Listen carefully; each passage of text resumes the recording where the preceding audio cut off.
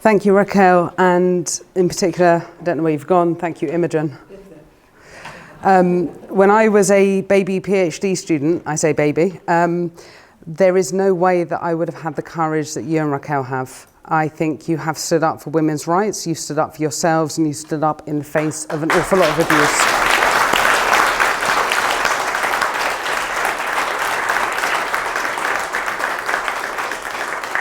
And I'm really humbled and privileged as someone who's a senior academic to support you. And if there is anything more that any of us can do for you, we think you're wonderful. Before I start my talk, I was asked to speak for 10 minutes about why it's important to define sex for women's liberation. My mother, who the last time she came to hear me and actually remembered it, although there have been recent times, was at the Hay Festival.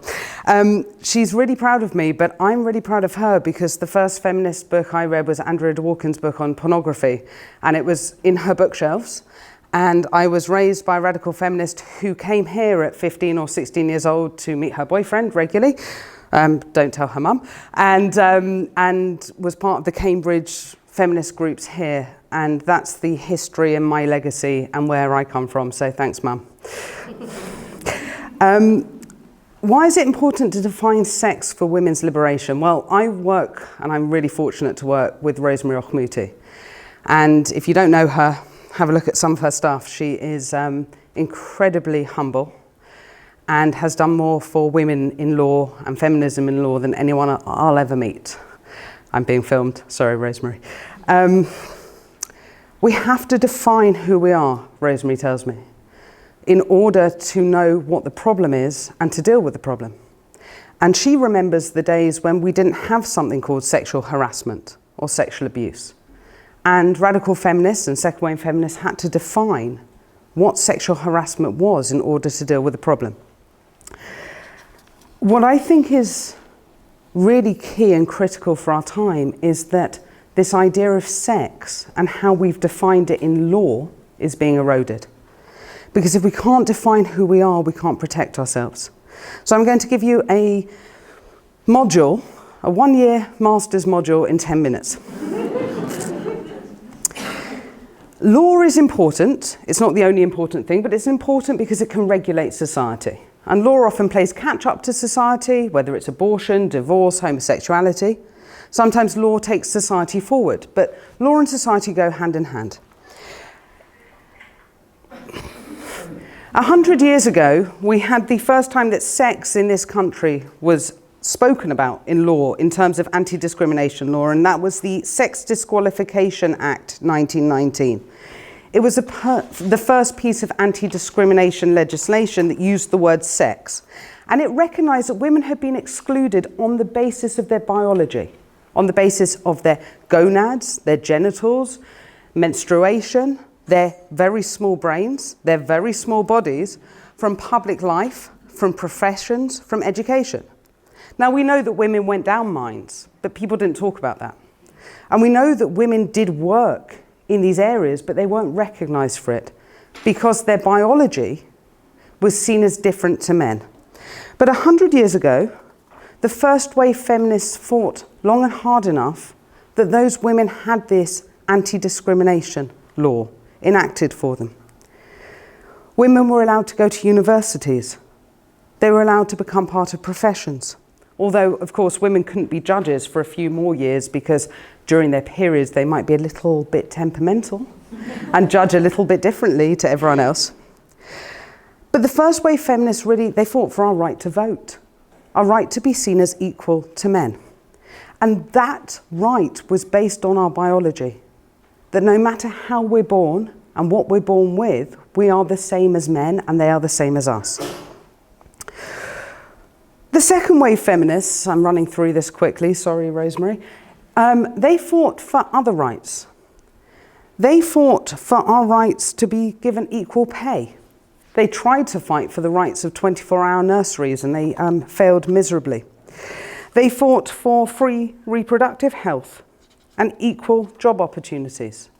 They weren't fighting the men. They didn't ask men to come and look after the children or men to educate the women. They were fighting the state.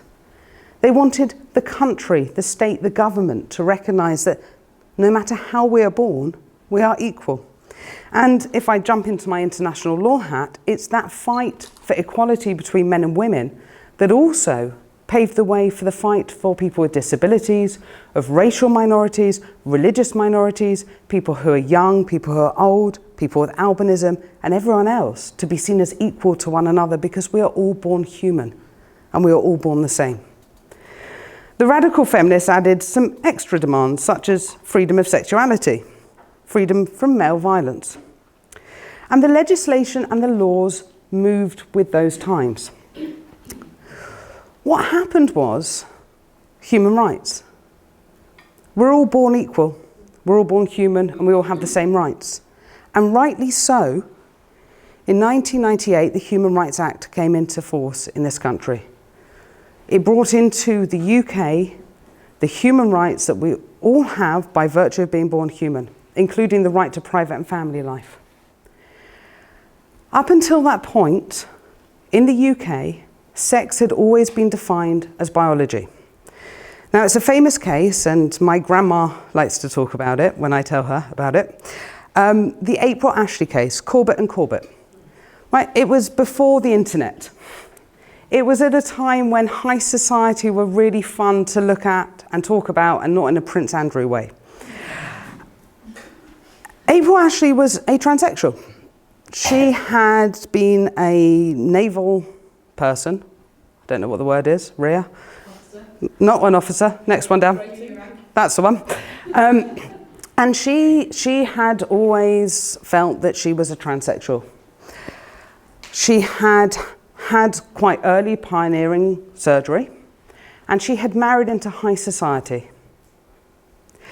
They had had sex before they got married, but after they got married, they did not have sex, and they wanted to end the marriage. He said it's because we didn't consummate the marriage, and she said no, it's a divorce. And the court had to look at, was this marriage valid? Was she a man marrying a man, which at the time was not lawful, or was she a woman marrying a man? And the judge at the time was a medical man, which helps us a lot because he actually understood what is male and what is female. And he talked in a really kind and caring way. He talked about psychology. He talked about the very small instances of intersex. And he said, a male or a female is defined by their chromosomes, their genitalia, and their gonads. Sorry, mummy. Give me a look. And it doesn't always have to be all three. It could be two of the three. But that is what the law said that sex is. It's about biology. So that was in the 70s, and when we got to the 1990s, and this idea that we all have, fundamentally by virtue of being born human, a right to a private and family life. That includes the right to get married. Remember, at this time, two males or two females could not marry one another. Remember, at this time, women were given an earlier pension age because, they couldn't work as long. And cases were brought at the UK level and then up to the European Court about whether or not this idea that you are defined by your biology if you are a transsexual might violate your human rights. And so this is the background to why we have the Gender Recognition Act from 2004. It was there to remedy two very crucial issues. One was around marriage, and one was around employment, whether it's around you don't want your employer to know that you're a transsexual so that you won't be fired, or whether it's around your pension rights. If we fast forward today, as my mum will tell you, her pension rights are equal to men, and she's not very happy about it. As many of my friends will tell you, they have the right to marry if they want to. Rosa would say that all marriage is anti-feminism. No one should be property of anyone. But everyone has the right to marry anyone that they want to. So the Gender Recognition Act, which was there not to say you could change your biological sex, but we could change what we call the legal fiction. And people think this is offensive. It's not offensive.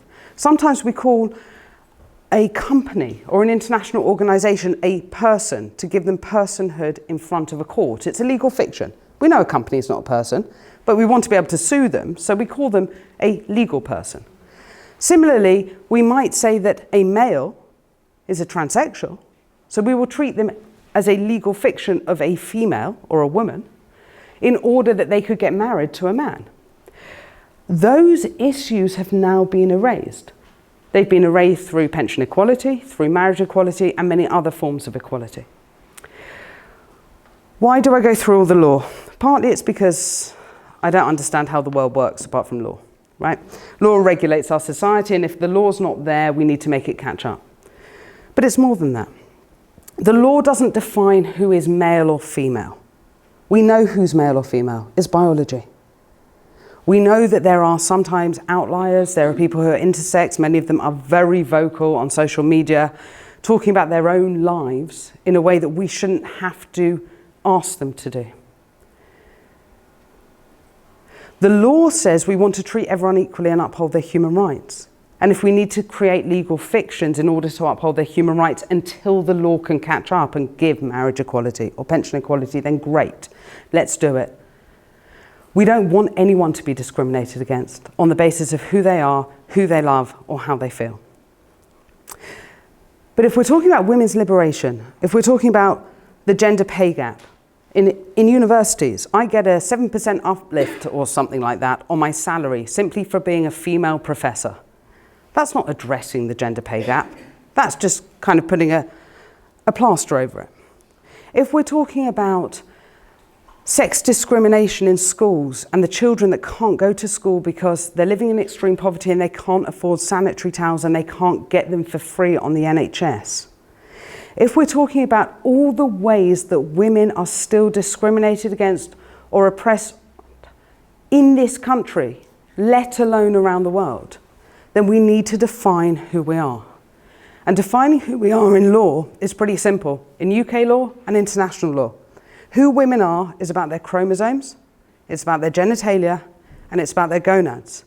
And until the day that women and men are treated equally and have all the same opportunities as one another, for women's liberation, we need to define who we are and stick to it.